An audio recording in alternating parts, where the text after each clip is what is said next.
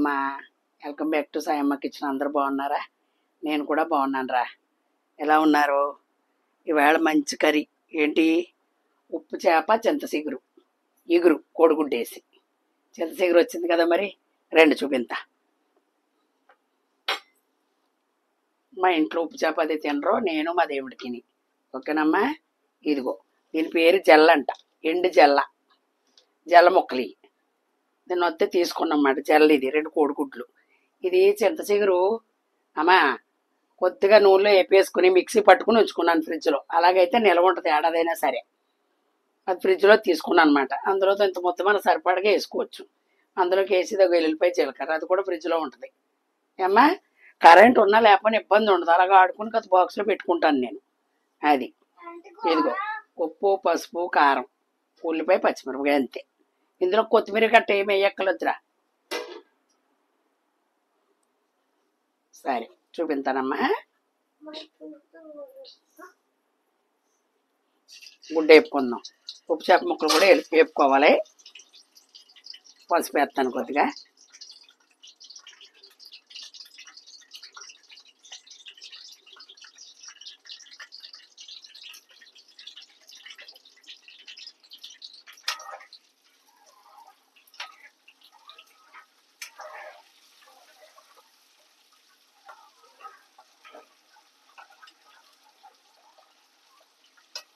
ఇది గాను నూనె, పప్పు నూనె, అందుకని నొగరు వస్తుంది.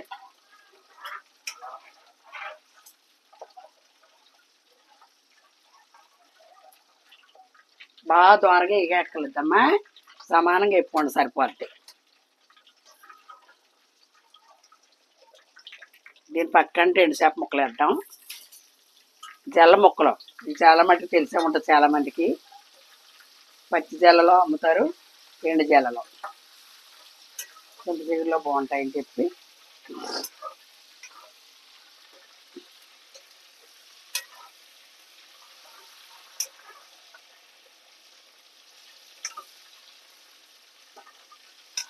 ఛానల్ అయిందిలే మేము కూడా తిని. సర్లే, మరి మీకు చూపించాలి కదా అమ్మా.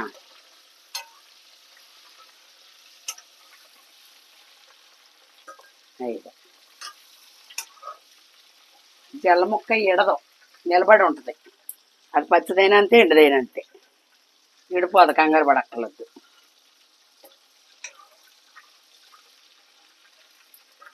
ఇదిగో లైట్ షేడ్లో గుడ్డు తీసేసా.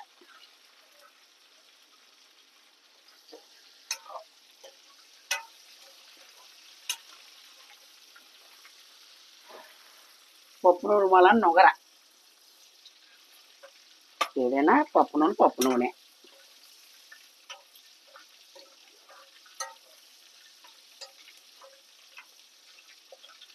హైలోనే ఉంది, సిమ్లో పెడుతున్నాను ఇప్పుడు. ఎండుసేపు తిప్పుకుంటే చెప్పుకోండి. అలాగే వేసేసి మాటల్లో పడకుండా మాడిపోద్ది. చక్కగా ఇది వేగిపోయి బాగా రోస్ట్గా వేపేసుకోకూడదు కూరలోది.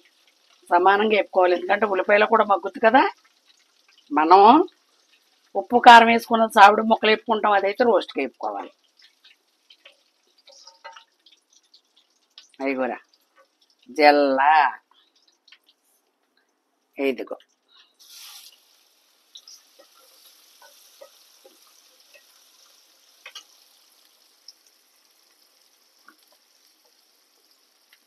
మీకు ఇష్టం లేని వాళ్ళు పక్కకి గంటేయండి అమ్మా. ఇష్టం ఉన్న వాళ్ళే చక్కగా చూసుకుని వండుకోండి. తన్మయలో ఉంటుంది కదా ఉప్పు చేప కోడిగుడ్డు ఇగురని. ఇబ్బంది పడవద్దు ఇష్టం లేని వాళ్ళు.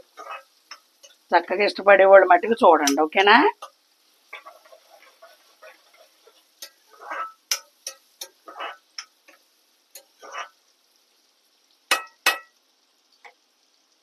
ఓకే, మగ్గుతుంది. కొద్దిగా చింతచిగురు వేసుకుంటాం, ఉప్పు కారం అన్నీ వేసుకుంటాం. ఈ ఉడికిదప్పుడు 2 తింపుతాం. దీంట్లోకి అల్లం వెల్లి పేస్ట్ అక్కర్లేదమ్మా. ఓన్లీ వెల్లుల్లిపాయ జీలకర్ర దగ్గరికి ఎగురు.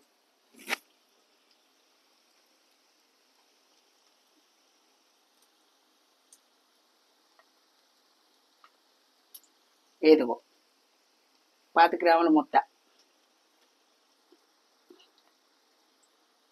అంతే. ఇది ఇంకా 2 కూరలకు వస్తుంది.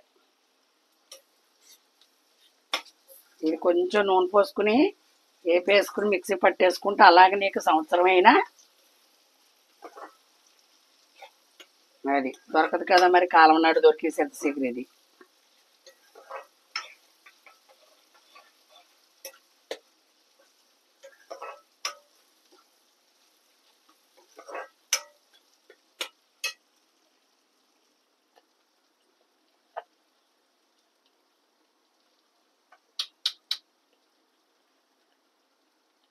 స్పూన్ 1.5 వేసాను కారం. కొద్దిగా ధనియాల పౌడర్ వేస్తున్నా, బుల్లు స్పూన్లు. ఇప్పటికైనా స్పూన్లు అన్నీ తెచ్చిపోయి మీకు ఎంతంత అనేది. అది ఉప్పు చేప కాబట్టి సమానంగా వేసుకోవాలి. ఉప్పు కావాలితే మళ్ళీ వేసుకుంటాం. ఇదిగో 1/2 స్పూన్ వేసాను, ఎందుకంటే అది కూడా ఉప్పే కాబట్టి. ఇంకేమి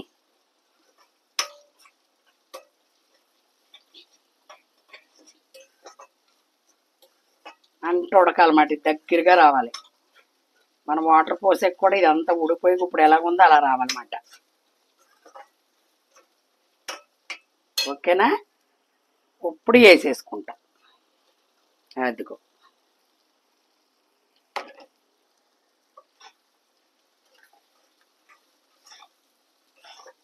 చూడండి ఎలా ఉందో లుక్కు. దగ్గరగా అదిగో. చింతచిగురు వేసేటప్పుడు ఆ ఫ్లేవర్, ఆ స్మెల్ వేరేగా ఉంటుంది.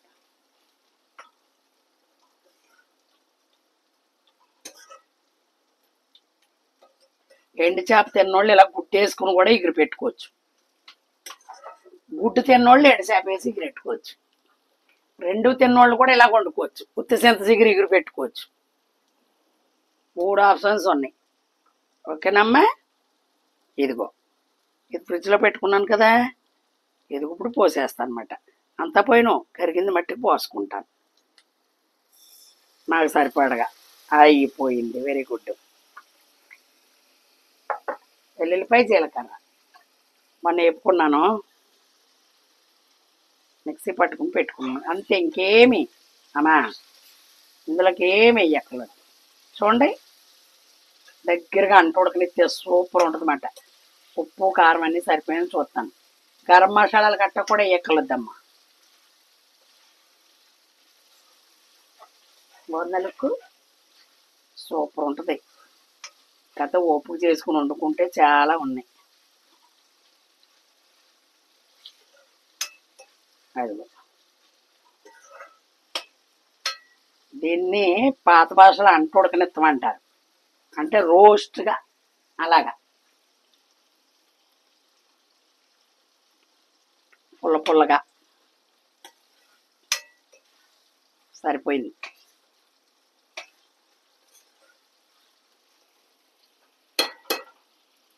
ఇలాగా ఒక పావు గంట సిమ్లో పెట్టుకుందాం. అమ్మ కొద్దిగా వాటర్ పోసుకుందామే. మనం ఎంత ఆయిల్ పోసినా వాటర్ అనేది పోయాలి. చక్కగా వాటర్తో ఉడకాలి. ఓకేనమ్మా? ఉడికిపోయిన తర్వాత చూపిస్తానమ్మా.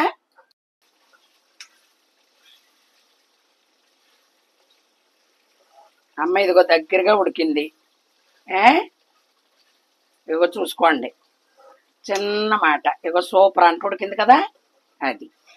ఓకేనా?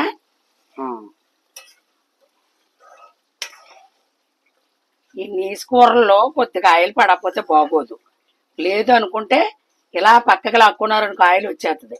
అది తీసుకుని పక్కన అలా గిన్నెలోకి తీసుకుని మళ్ళీ మనం నీసు కూర వండుకున్నప్పుడు వేసుకోవచ్చు. ఏం పాడవదాం. ఆ గిన్నెలో తీసుకుని ఫ్రిడ్జ్లో పెట్టుకుంటే అమ్మ మనం ఏదైనా నీసు మసాలా వేసుకున్నప్పుడు వేసుకోవచ్చు. ఏం పాడవు, తేడా రాదు. ఓకేనమ్మా? తర్వాత బంగారం ధనియాల పౌడర్ ఎక్కువ ఉంటుంది. గరం మసాలా వేయం. మీకు చూపిస్తాను వండినా మేము తినాలి కదా, అది పాడు చేసేలా వండుకోం కదమ్మా. ఎందుకంటే మేము తినాలి. అది మేము తిన్నాక మాకు బాగున్నాక మీకు చూపిస్తాం. ఏ బంగారం? మనం వంకాయ కూర వండాను అప్పుడు 1000 మంది దాకా వెళ్ళిపోయింది. అది చూసి వంకాయ కూర చూడు బంగారం. నువ్వు వంకాయ కూరలు ఏమీ లేదు. ఉప్పు, కారం, పసుపు, ఇంత కొత్తిమీర రొప్ప వేసాను అంతే. సూపర్ ఉంది ఆ రోజు కూర. 1000 మంది దాటేసింది. మసాలా వేసేది మసాలా వేస్తాం. మసాలా వేయింది మసాలా వేయకూడదని చూపిస్తాను. ఏ బంగారం? మా కారం అలాంటిది. కర్ణాటక కారం కదా, కారం అలాంటిది మూలన అలాగా రెడ్ షేడ్లో కనపడుతుందన్నమాట. ఇవన్నీ బ్యాచిలర్లు వండుకునే కూరలు ఇవి చక్కగా సింపుల్గా అయిపోద్ది. ఉల్లిపాయ పచ్చిమిరపకాయ కోసుకున్నారనుకో అయిపోద్ది. అది మసాలాలు ఎక్కువేమో మమ్మీ తినాలి కదా, ఏజ్ని బట్టి అయినా మేము వండుకోవాలి కదమ్మా, తినరు మసాలాలు. ఇప్పుడు ఈ కర్రీ ఉంది వండుతున్నాను, మా ఇంట్లో ఇద్దరమే తింటాం. అది మాట సంగతి. ఏ బంగారం, మళ్ళీ ఇంకోసారి చూడు, షేర్ చేయండి, సబ్స్క్రైబ్ చేయండి. కామెంట్ రూపంలో తెలిపావు కాబట్టి మళ్ళీ నీ కామెంట్లో నేను రిప్లై ఇచ్చాను, మళ్ళీ కామెంట్ పెట్టు. ఓకేనా బంగారం? ఏమ్మా, మళ్ళీ మంచి రెసిపీతో మీ సాయం మేము ముందుకు వస్తుంది. Bye bye.